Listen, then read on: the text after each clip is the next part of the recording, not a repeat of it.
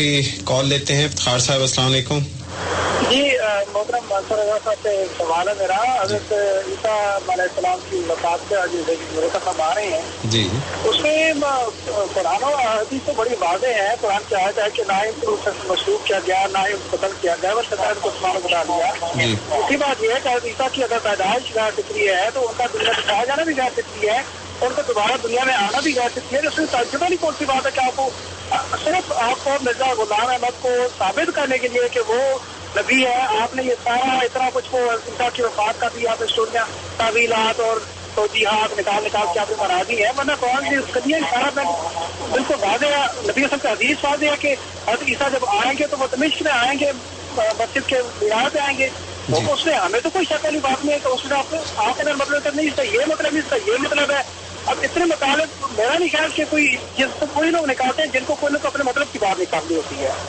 तो जो आजम साहब ने फरमाया देखिए वो मौलवी नहीं सुन, मौलवियों के पास पता नहीं वक्त है या नहीं है, वो सुनते हैं नहीं सुनते, लेकिन आजम साहब के लिए अर्जी है कि इंटरनेट बड़ा बड़ा है, यूट्यूब पे सारा जी। यहाँ पे इफ्तिखार साहब मैं आपको रोकूंगा, आप अपनी राय का इजहार कीजिए, अपने बताएं। दूसरे जो भी हमारे प्रोग्राम में मेहमान आते हैं उसके लिए माजरत के उनके बात पे आपको बात करने की इजाजत नहीं।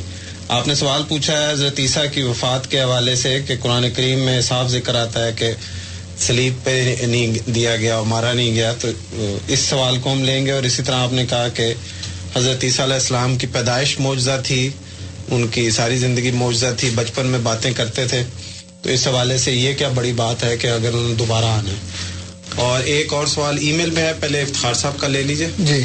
तो फिर ईमेल इफ्तिखार साहब ये कह रहे हैं कि जी आप कहते हैं किस बात का ये मतलब है, उस बात का मतलब है, तो वो आप भी कह रहे हैं। हाँ जी, आप कह रहे हैं कि इस बात का ये मतलब है, उस बात का वो मतलब है जी। तो अगर मैं कहता हूँ कि मेरी बात इस आयत का ये मतलब है तो मैं कैसे गलत हूँ, और अगर आप कह रहे हैं कि इस आयत का ये मतलब है तो आप कैसे सही हैं जी। तो सिर्फ कहने से तो कोई बात नहीं बनती ना, कि अगर आपको कोई शक नहीं है तो मुझे भी कोई शक नहीं है। इसलिए ये तरीका नहीं है इल्मी बहस का, एक दूसरे के ऊपर बात ठोंसने से तो मसला हल नहीं होता। मसला इस तरह से हल होता है कि आप दलील के जरिए किसी को कायल करें। और हज़रत ईसा अलैहिस्सलाम की वफ़ात के बारे में तो जैसे मैंने अर्ज़ किया कि ना सिर्फ जमात अहमदिया बल्कि जामिया अज़हर के उलमा शेख महमूद शलतूत साहब और दीगर और भी हैं जिन्होंने इस बात का फतवा दिया है, तहरीर तौर पर मौजूद है, कि वो कहते हैं हज़रत ईसा अलैहिस्सलाम फौत हो गए, कभी वापस नहीं आएंगे। मौलाना अबैदुल्लाह सिंधी साहब और गुलाम अहमद परवेज़ साहब, अल्लामा इकबाल और दूसरे बहुत से ऐसे लोग हैं जो इस बात का फतवा दे चुके हैं। और आज के ज़माने में डॉक्टर जावेद अहमद गामदी साहब जो हैं वो भी अल्ल ऐलान ये कह चुके हैं कि हज़रत ईसा अलैहिस्सलाम फौत हो गए और अब कभी वापस नहीं आएंगे। तो उनको तो मिर्ज़ा गुलाम अहमद को नबी साबित करने की ज़रूरत नहीं है ना, वो क्यों कह रही है। इसलिए हज़रत ईसा अलैहिस्सलाम की वफ़ात जो है वो कुरान करीम से बखूबी साबित है। ये कहना कि वो कत्ल नहीं हुए और ना ही उनको स्लीप पर मारा गया, उसका हरगिज़ ये मतलब नहीं है कि वो फौत नहीं हुए। क्योंकि अगर किसी को कोई कत्ल ना करे और किसी को कोई स्लीप पे ना चढ़ाए तो उसका हरगिज़ ये मतलब नहीं होता कि वो बंदा मरा नहीं है। मैं आपको एक मिसाल देता हूँ कुरान करीम की आयत से। अल्लाह ताला ये फरमाता है कि नबी करीम सल्लल्लाहु अलैहि वसल्लम को ये कहता है कि आपसे पहले कोई भी ऐसा नबी नहीं था जो मर्द ना हो, और किसी का भी ऐसा जिस्म नहीं था जिसको खाना खाने की जरूरत ना हो। सूरह अल-अंबिया है, 21 नंबर की सूरत है, आयत नंबर 8 और 9 है। अल्लाह ताला फरमाता है कि कोई नबी ऐसा नहीं है जो मर्द ना हो और उनका जिस्म ऐसा नहीं था कि वो खाना ना खाते हो, यानी उनको जिंदा रहने के लिए खाना खाने की जरूरत है।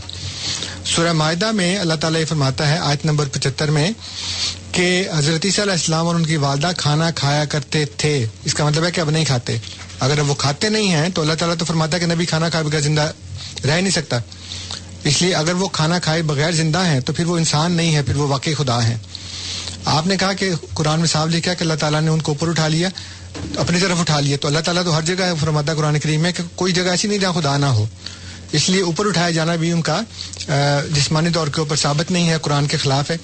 हमारे पास चूँकि इस वक्त बहुत से कॉलर्स हैं और तो इंशाअल्लाह ताला ये वाला जो मसला है उसको किसी दिन फिर शुरू में तफसील से मैं दलाइल के साथ बता दूंगा कि कुरान और हदीस में कैसे हज़रत ईसा अलैहिस्सलाम की वफ़ात साबित होती है।